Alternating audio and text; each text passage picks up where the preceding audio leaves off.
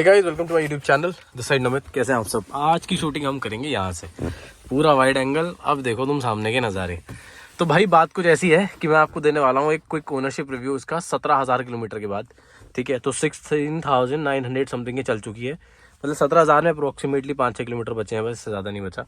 तो भाई ये है आपकी टाटा पंच अकम्प्लिश डीजल, और ये नज़ारे आप देख रहे हैं पीछे से गाड़ी के। फटाफट रैप करने की कोशिश करूँगा, जितने ज़्यादा पॉइंट्स मैं आपको दे सकूँ उतने आपको बताऊंगा। ठीक है, 5-6 सेक्शन में वीडियो को डिवाइड करेंगे और हर चीज़ आपको क्लैरिफाई करता हूँ, आपको गाड़ी लेनी चाहिए कि लेनी चाहिए। इस बार जो है मैं गाड़ी के कुछ प्रोज और कॉन्स भी बताऊंगा। तो सबसे पहले स्टार्ट करते हैं प्रोज से। प्रोज हैं गाड़ी के, सबसे पहले भाई इसकी safety. Undoubtedly Tata Punch is one of the safest car जो आपको इस प्राइस सेगमेंट में मिल सकती है। इसके बाद इसकी जो सेकंड चीज़ है जो बहुत ज़्यादा मुझे सही लगती है वो है इस गाड़ी के लुक्स। अनडाउटेडली टाटा पंच अपने प्राइस सेगमेंट में, अगर मैं 5 लाख से 8 लाख का एक बजट लूँ, इसमें अगर कंपैरिजन करना हूँ तो मुझे फार बेटर लगती है हर गाड़ी से। ये मेरी पर्सनल चॉइस इसलिए नहीं है कि मेरी गाड़ी है, ये भी एक रीज़न हो सकता था, बट अगर मैं इसको कंपेयर करूँ तो मुझे इसके करीब की अगर कोई गाड़ी लगती है in terms of look, because ये माइक्रो एसयूवी की रोड प्रेजेंस बहुत अच्छा देती है। फ्रंट से गाड़ी बहुत ज़्यादा मस्कुलर है, तो ओवरऑल मैं इसके लुक्स के लिए इसको प्रोज दूंगा। मेरे अकॉर्डिंग ये प्रोज है। अब मुझे नहीं पता आपको पसंद आता नहीं आता, बट हाँ, इतने लाख की गाड़ी सेल हो रही है तो डेफिनेटली लुक भी एक बहुत बड़ा फैक्टर होगा। थर्ड, अगर मैं इसका पॉजिटिव साइड आपको बताऊं तो वो है गाड़ी में स्पेस मैनेजमेंट। गाड़ी की सबसे बड़ी इंपॉर्टेंट चीज़ का स्पेस मैनेजमेंट, उसका बूट स्पेस ये भी होता है। फ्रंट में अच्छा खासा स्पेस है, कोई दिक्कत वाली बात नहीं है। कोई भी बंदा 6 फीट तक का इसको आराम से गाड़ी चला सकता है। बात करते हैं रियर सीट की, जहाँ पर मैं बैठा हूँ। तो अभी मैंने सीट पीछे कर रखी है, जनरली इससे पीछे रख रखी है क्योंकि अभी शायद मैं कुछ सफाई कर रहा था। यहाँ पर सबसे कम स्पेस आपको बम्प मिलेगा ये वाला, जिसकी वजह से पीछे जो है 3 लोग बहुत कंफर्टेबली बैठ सकते हैं। तो कोई भी दिक्कत आपको पीछे की सीट पे नहीं आने वाली है, which is one of the best part. ठीक है, तो 3 लोग, बच्चा नहीं, एक एडल्ट की मैं बात कर रहा हूँ, 3 एडल्ट पीछे आराम से बैठ सकते हैं। एक माइक्रो एसयूवी के पॉइंट ऑफ व्यू से चीज़ बहुत ज़्यादा इंपॉर्टेंट हो जाती है, और उतनी इंपॉर्टेंट हो जाती है कि यार आपकी हर चीज़ को ये सॉर्ट कर रही है। ठीक है, चौथा प्रोज मैं बताऊँ आपको तो गाड़ी का म्यूजिक सिस्टम है भाई। ये मैं अपने पर्सनल एक्सपीरियंस आपको शेयर कर रहा हूँ, कोई ऐसा नहीं है कि मैं सिर्फ तारीफ ही कर रहा हूँ पंच की, ये बुराइयाँ भी करूँगा। ठीक है, वो है इसका म्यूजिक सिस्टम भाई। ये वाले वेरिएंट में अकम्प्लिश डीजल है ये। ठीक है, ये BS6 फेज 1 है। मैं पहले ही बता दूं आपको, बहुत सारे क्वेश्चंस आते हैं मुझे टाटा पंच की वीडियोस पे। ठीक है, तो भाई इसका म्यूजिक सिस्टम 4 स्पीकर और 2 ट्रिगर के साथ आता है भाई। इतना लाजवाब पेश करता है ये गानों को। अगर आप एक अच्छे प्लेटफॉर्म से गाना चला रहे हैं, एक अच्छी क्वालिटी का गाना चला रहे हैं, यानी कि यूट्यूब म्यूजिक आप यूज़ कर रहे हैं, और अगर वो वायर्ड से कनेक्टेड है यानी कि USB से कनेक्टेड है, क्या साउंड आउटपुट आता है भाई। 10 में ही गाड़ी रॉक कर देती है, 30 तक की इसकी फुल साउंड है। 10 या 12 में ही आपकी गाड़ी इतना लाउड हो जाती है, unconditionally perfectly well. Unconditionally perfectly well, हाँ ये भी ठीक है, चलो ठीक ठाक इंग्लिश बन गई। ठीक है, तो ये है भाई इसका एक और प्रोज। 5वीं चीज़ जो मुझे लगता है इस प्राइस सेगमेंट में मेरे को मिल गई, अब मुझे नहीं पता इसके क्या प्राइस चल रहे हैं भाई, मेरे को इस वाले वेरिएंट में हर चीज़ मिल गई। इसमें क्रूज कंट्रोल भी है, वो देखो मैं दिखा देता हूँ, ये क्रूज कंट्रोल है। ठीक है, और इसमें आगे प्रोजेक्टर्स हैं। ठीक है, फॉग लैम्प्स इसमें मिल जाते हैं, वॉइस कमांड इस गाड़ी का है। ठीक है, तो ये मुझे लगता है एक बहुत ज़्यादा फीचर ओरिएंटेड कार है इस प्राइस सेगमेंट के हिसाब से। कुछ चीज़ें जो मिसिंग है बाद में बताऊंगा। एक चीज़ जो मुझे टाटा की सबसे अच्छी लगती है इस गाड़ी में, वो है भाई इसका वॉइस कमांड सिस्टम। मतलब कोई न्यू लर्नर बंदा अगर इस गाड़ी को चलाएगा और उससे गलती से कोई मिस्टेक हो गई, फॉर एग्जांपल मैं ये आर्मरेस्ट पीछे करता हूँ और मेरी गाड़ी खड़ी है अभी हैंड ब्रेक पे, अगर मैं इसी के साथ गाड़ी को आगे पुल करता हूँ, मेरे को ध्यान नहीं रहता कि यार मुझे गाड़ी पुल करनी है, तो भाई ये समझ लो कि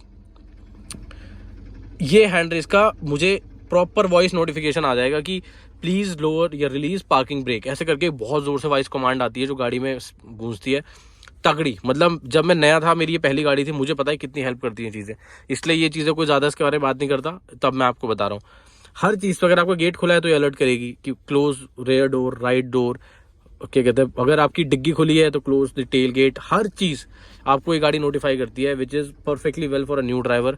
और एक बहुत ज़्यादा अवेयरनेस जो हो जाती है ना गाड़ी चलाते वक्त।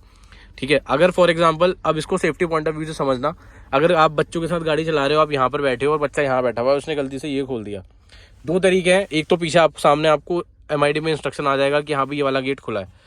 अब वो इंस्ट्रक्शन आपसे मिस हो गया और आप गाड़ी चलाए जा रहे हो, बच्चा किसी तरह खेलते खेलते नीचे गिर गया। अब सोचो उस सिचुएशन के बारे में आप, वहीं पे ये गाड़ी आपको गेट खुलते अलर्ट कर रही है कि रेयर लेफ्ट डोर ओपन, तो भाई आप समझ लो कितनी इंपॉर्टेंट हो जाती है ये सेफ्टी फीचर। बहुत ही कम रेटेड फीचर है ये टाटा पंच का, but one of the most valuable feature है जो मुझे इस प्राइस सेगमेंट में मिला है, इसलिए मैं अपनी गाड़ी से इतना ज़्यादा सेटिस्फाइड हूँ। बहुत से लोग पंच से सेटिस्फाइड नहीं है कि ये ठीक है वो खराब है, ये भाई मैं सेटिस्फाइड हूँ और मैं आपको रीजंस भी जेन्युइन दे रहा हूँ उसके लिए। ठीक है, क्योंकि मेरे पॉइंट ऑफ व्यू से बहुत इंपॉर्टेंट है। ये हो गए कुछ प्रोज, और भी हैं, बट ये फिलहाल कुछ ऐसी चीजें जो मेरे को बहुत ज्यादा पसंद है इस गाड़ी की। अब आते हैं नेगेटिव्स पे। नेगेटिव में सबसे पहला नेगेटिव टाटा पंच का फिट एंड फिनिश है, जो मैंने स्टार्टिंग में बोला था। जब मैंने गाड़ी परचेज की थी तो भाई पीछे जो इसकी डिग्गी का टेल गेट है उसका स्पेस थोड़ा ज्यादा था, जिसकी वजह से जो ऊपर स्पॉइलर लगा हुआ है मेरी गाड़ी में वो लगा नहीं था, और ये स्टॉक स्पॉइलर था, यानी कि जो टाटा जेन्युइन एसेसरीज है मेरी पूरी टाटा पंच में, तो उसके बाद वो लगा नहीं था। लेकिन अब क्योंकि मेरा इंश्योरेंस कट चुका था, मेरे नाम से बिल फट चुका था, मुझे मजबूरी में गाड़ी लेनी पड़ी, जिसके लिए फिर मुझे शोरूम वालों ने एक डेंटर पेंटर बुलाया, उन्होंने अपने सर्विस सेंटर से उसने थोड़ी सी इसकी स्पेस कम करी, कोई पत्ती लूज करके या नट लूज करके, गॉड नोज, बट ठीक है। पर अभी मेरा जो स्पॉइलर है वो लगता है छत पे जब मैं पूरा टेल गेट खोलता हूँ, तो this is one of the problem. मैंने सुना है इस वाले नए वाले वेरिएंट्स में वो सब चीज़ें ठीक हो गई हैं, बट अगेन ये चीज़ें आपको देखनी है कि यार वो ठीक हो रही है नहीं हो रही है, ठीक है। तो fit and finish is one of the problem. Second problem की मैं बात करूं टाटा पंच में जो मुझे लगी, ठीक है, कि इस गाड़ी में जो सबसे खराब चीज है जो इन्होंने अब इम्प्रूव कर दी, वो एक आर्म रेस्ट की कमी थी, जो कि आप अब भी आपको टॉप और सेकंड टॉप वेरिएंट में मिलता है। आर्म रेस्ट ट्रस्ट में एक बहुत इंपॉर्टेंट चीज है, और स्पेशली जब आप 8 से 9 लाख रुपए पे कर रहे हो, उसके बाद आपको एक आर्म रेस्ट भी ना मिले तो भाई वो बहुत चुभता है। हाँ, आप कोई हायर सेगमेंट की गाड़ी का बेस मॉडल ले रहे हो समझ भी आता है, but it's a lower middle segment car, इसमें भी आप 8-9 लाख रुपए सेकंड टॉप मॉडल में जाके भी आपको बेस मॉडल में नहीं मिलता वो चीजें, तो वो चुभती है। अब मैंने सुना है कि यहाँ पर एक आर्मरेस्ट आ गया है जो सीट अटैच है, बट उसका भी जो गाड़ी पहले बिक चुकी है उनको नुकसान है, बिकॉज वो लगवा नहीं सकते, वो कंपनी फिटेड ही आएगा, सीट्स में लगा हुआ होता है। ये वाला ही ऑप्शन आपके पास रहता है, जो कि गाड़ी के कहीं ना कहीं कंफर्ट को प्रॉब्लम करता है। मेरा पॉइंट ऑफ व्यू है, आई एम नॉट श्योर आपको ये चीज़ फील होती ही नहीं होती, बट मेरे को होती है, इसलिए मैंने आर्मरेस्ट लगा रखा है और डे टू डे बहुत यूज़ करता हूँ इसका, ठीक है। आदत सी है, मतलब मेरे लिए तो ये एक्सटर्नल नहीं है, इंटरनली फीचर है, मेरे लिए तो बहुत इंपॉर्टेंट चीज़ है ये, ठीक है। इसके बाद थर्ड सबसे खराब प्रो जो कि अब की टाटा पंच में भी है, वो है भाई आपको रेयर में पीछे, यानी कि इस साइड में ना ही कोई वाइपर मिलता है और ना ही कोई डीफॉगर मिलता है। अब यार बंदा 8 से 9 लाख रुपए लगा के आपका सेकंड टॉप मॉडल ले रहा है, ना ही वाइपर है ना ही डीफॉगर है। क्या आप लोग मेरे साथ एग्री करते हो कि वाइपर और डीफॉगर एक सेफ्टी फीचर है नहीं है? बिल्कुल है यार। आप सर्दियों में उसका इस्तेमाल पूछो, मैं कल आ रहा था शाम को न्यू ईयर सेलिब्रेट करके, भाई पूरी गाड़ी में ओस जमी हुई है पीछे वाली सीट पे, पीछे वाले शीशे पे कुछ दिख ही नहीं रहा। अब मैं हर बार गाड़ी को साइड में रोकूं, एक कपड़े से उसको साफ करूं फिर चलाऊं। अब भाई ओस तो जमेगी, डीफॉगर होता तो वो एकदम साफ हो जाता, अगर वाइपर होता तो वाइप करके साफ कर लेता बाहर से पीछे से। दोनों में से कुछ तो दो, दोनों में ही ऑप्शन नहीं है, और अब भी टाटा पंच में नहीं है। ये सबसे खराब चीज है, जो कि मुझे लगता है हर कार मैन्युफैक्चर को, ये गवर्नमेंट को भी as a safety feature include करना चाहिए कि भाई हर गाड़ी में जैसे आप एयर बैग स्टैंडर्ड करते हो, एक रेयर का वाइपर डीफॉगर भी स्टैंडर्ड करो, बिकॉज ये सबसे इंपॉर्टेंट चीज है। इसका कोई पैसों से मतलब नहीं है, चाहे 10-15 हज़ार रुपये ऊपर ले लो यार। जहां बंदा 7 लाख लगा रहा है वो 7,15,000 या 10,000 भी दे देगा, बट वो चीजें जो उसकी सेफ्टी में काम आए, this is my point of view, ठीक है। ये कुछ प्रोज। अब कौन से, देखो मैं इंजन को एज अ कौन नहीं मानता, बिकॉज हमें पता है गाड़ी 3 सिलेंडर इंजन में ही आती है, और वो थ्रू आउट दी वेरिएंट है, ऐसा नहीं कि कहीं पे कुछ कमी है किसी में कुछ ज्यादा है, तो engine is not a problem for me. ना ही मेरा इंजन कोई रैटलिंग साउंड करता है, ना ही मेरा इंजन कोई बहुत ज्यादा लाउड इंजन है, और बल्कि ये तो BS6 फेज 1 है, फेज 2 में तो फार बेटर इंप्रूवमेंट्स हो गई हैं, और साइलेंट हो गई है टाटा पंच। वाइब्रेशन जो 1% थी वो 0% पे पहुंच चुकी है।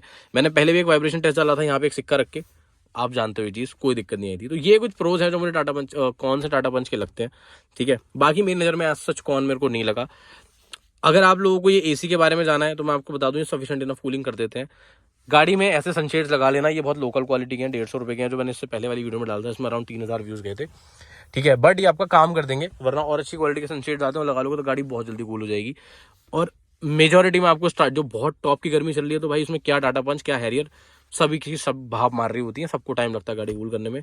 सो आई वोंट से कि एक रेयर AC टाटा पंच में मैंडेट था, बट हाँ ये कौन है कि 9 से 10 लाख रुपए लगाने के बाद भी टॉप वेरिएंट्स में आपको एक रेयर AC नहीं मिलता।